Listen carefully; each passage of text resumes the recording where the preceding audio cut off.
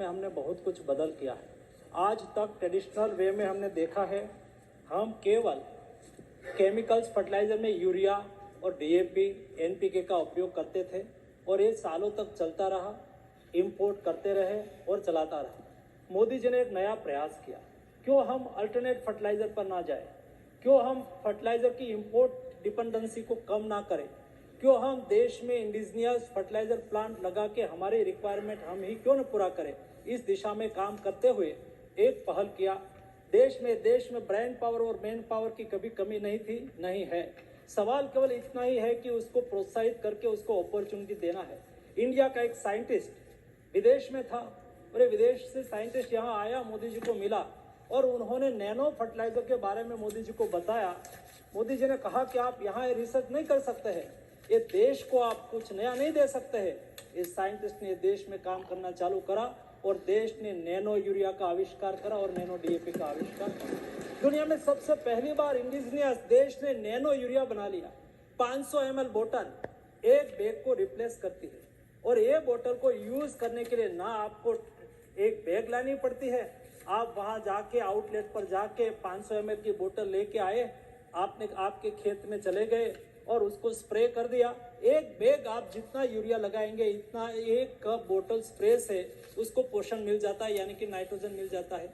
आज देश में 9 प्लांट ऑलरेडी चालू हो चुका है और आने वाले दिनों में 2025 एंड तक 13 प्लांट चालू हो जाएंगे और 2025 एंड तक 44 करोड़ बोतल की क्षमता हिंदुस्तान में प्राप्त हो जाएगी। वो हिंदुस्तान की रिक्वायरमेंट को भी पूरी करेगा और दुनिया में हमारे यहाँ से नैनो यूरिया का एक्सपोर्ट भी होगा।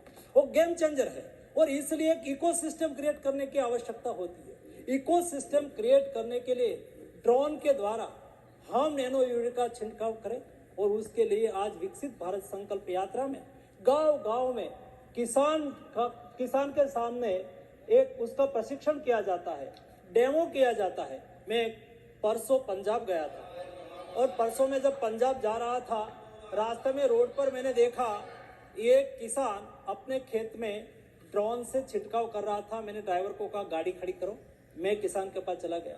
मैंने किसान को पूछा कि आप किसने आपको ड्रोन से छिड़काव करने के लिए बताया। उन्होंने मुझे कहा कि 2 दिन पहले मेरे गांव में विकसित भारत संकल्प यात्रा आई थी, वहां डेमो हुआ था, हम देखने गए थे और सुबह में वो फ्री होते डेमो वाला, तो मैंने उसको कहा कि मेरे खेत में आके छिड़काव कर दो। अल्टरनेट फर्टिलाइजर के रूप में नैनो यूरिया और नैनो डीएपी का एक्सेप्शन आज बहुत मात्रा में हो रहा है। बात है गाय के गोबर का उपयोग बायो फर्टिलाइजर के रूप में हम कैसे करें। हमने तय किया है गोबरधन योजना के द्वारा देश में कोई प्राइवेट व्यक्ति या इंस्टीट्यूट या कोऑपरेटिव सेक्टर वो गोबर का उपयोग करके, गाय का गोबर हो या तो all type of organic waste हो, उसका उपयोग करके गैस प्लांट लगाए तो देश को गैस भी मिलेगा, उससे स्लरी मिलेगी।